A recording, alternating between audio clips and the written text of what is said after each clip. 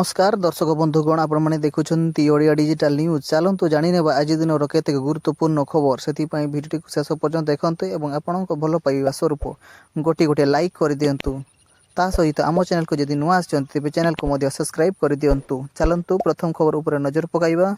प्रधानमंत्री नरेंद्र मोदी आज गरीब लोक मानू देवे मांगणा पक्का घर। आज नरेंद्र मोदी कर्नाटक गस्तर जाई देशर 4 लाख अधिक गरीब लोक मानू पीएम आवास योजना रे मागणा पक्का घर बंटन करेंगे।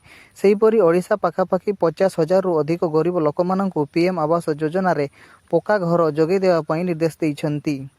परवर्ती खबर मुख्यमंत्री मोहन चरण माझी आज कटक जिला गस्तर जाइछंती। कटक 1300 कोटी टंकार विभिन्न प्रकल्प लोकार्पण और भित्ति प्रस्तर स्थापन करेंगे। सेहीपरि बीजेपी कर्मी मानू संबोधन करेंगे।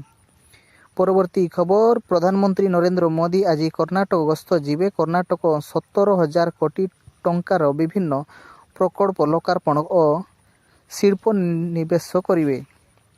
परवर्ती खबर भारतीय लोकमानंको पॉकेट उपरे पड़िबो महंगा माड़ बढ़िबो द्रुत। परवर्ती खबर भारतीय लोक पॉकेट उपरे पड़िबो महंगा माड़ बढ़िबो मुद्रास्फीति चमकाइला आरबीआई आकलन। सेते बेले रिजर्व बैंक हार को 5.25% अपरिवर्तित रखिछंती। सेहीपरि युद्ध पई आगामी दिन में खाद्य मुद्रास्फीति वृद्धि पाइबो फल देश में विभिन्न खाद्य सामग्री दर आहुरी महंगा हेबो। परवर्ती खबर प्रधानमंत्री नरेंद्र मोदी देशवासी को देले बड़ झटका। युद्ध मध्य भारत में बढ़िला पीएनजी दाम। सेतेबेले पीएनजी दाम 1 टंका वृद्धि पाइछि फल गाड़ी चालक मानू एवं सीएनजी व्यवहार कले से अधिक टंका देबाकू पड़िबो। परवर्ती खबर प्रधानमंत्री नरेंद्र मोदी अध्यक्षतार आसंता 17 तारीख बसिबो केंद्र मंत्रिमंडल।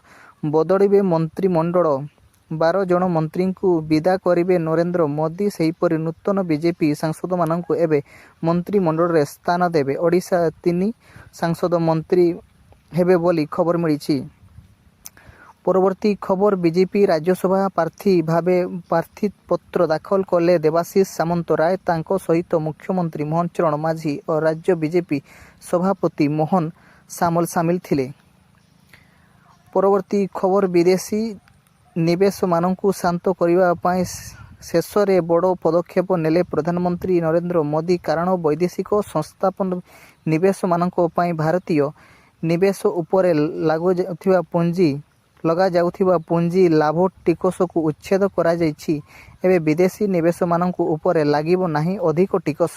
परवर्ती खबर भारतीय प्रधानमंत्री नरेंद्र मोदी मिला बड़ सफलता। सुदृढ़ हेबे भारत डिजिटल अर्थनीति। कारण भारत 3 लाख कोटी टंका निवेश करेंगे।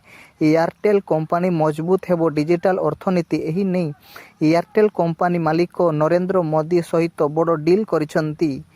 परवर्ती खबर ओडिशा स्कूल छात्र छात्री पई आसिला खुशी खबर। खरा बढ़िले ओडिशा बढ़िबो स्कूल छुट्टी।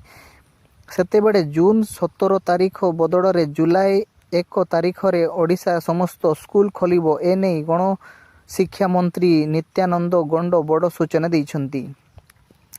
परवर्ती खबर भारतीय लोकों को बड़ झटका देले प्रधानमंत्री नरेंद्र मोदी। देश में 6% बढ़िला चाउल दर। चाउल दर 1 किलोग्राम पिछा गोटे दिनर 5 टंका वृद्धि पाइछि। जहा द्वारा आज ठारू आपण जदि चाउल किणिबे तेबे आपण को अधिक टंका खर्च करने को पड़िबो।